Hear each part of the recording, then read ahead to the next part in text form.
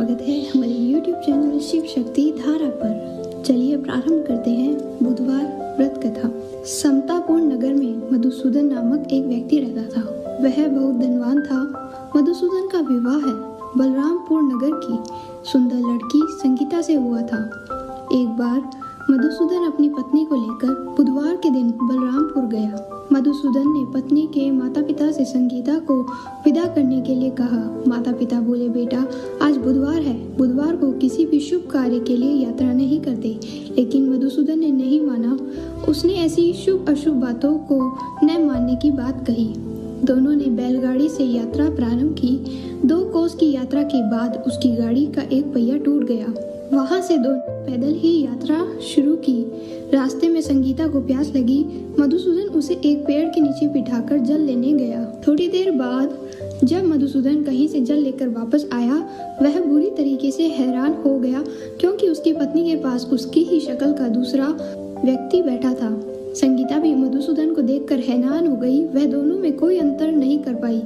मधुसूदन ने उस व्यक्ति से पूछा, तुम कौन हो और मेरी पत्नी के पास क्यों बैठे हो? मधुसूदन की बात सुनकर उस व्यक्ति ने कहा, अरे भाई, यह मेरी पत्नी संगीता है। मैं अपनी पत्नी को ससुराल से विदा कर लाया हूँ। लेकिन तुम कौन हो जो मुझसे यह प्रश्न कर रहे हो?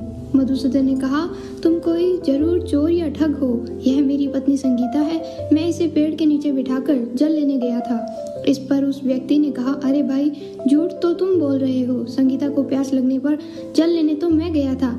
मैंने तो जल लाकर अपनी पत्नी को पिला भी दिया।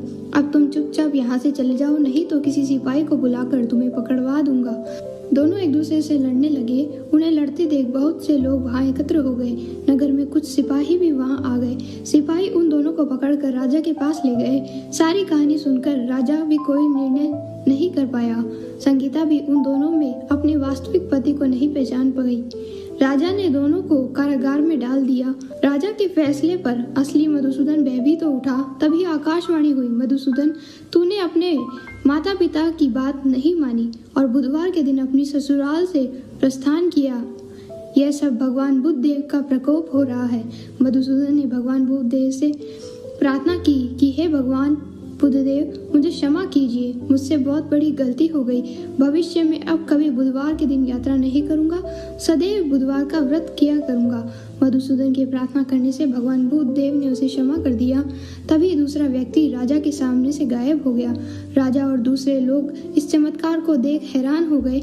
भगवान बुद्ध देव की अनुकंपा से राजा ने मधुसूदन और उसकी पत्नी को सम्मान पूर्वक विदा किया।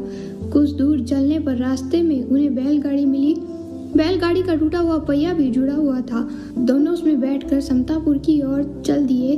मधुसूदन और उसकी पत्नी संगीता दोनों बुधवार का व्रत करते हुए आनंद पूर्वक जीवन यापन करने लगे। इस तरह भगवान बुद्ध देव की कृपा से उनके यहाँ खुशियाँ बरसने लगी। इस तरह जो स्त्री पुरुष विधिवत बुधवार का व्रत करके व्रत कथा सुनते हैं, भगवान बुद्ध देव उनके सभी कष्ट को दूर करते हैं। अंततः सभी मनोकामनाएं उनकी पूर्ण होती है। ओम नमः शिवाय।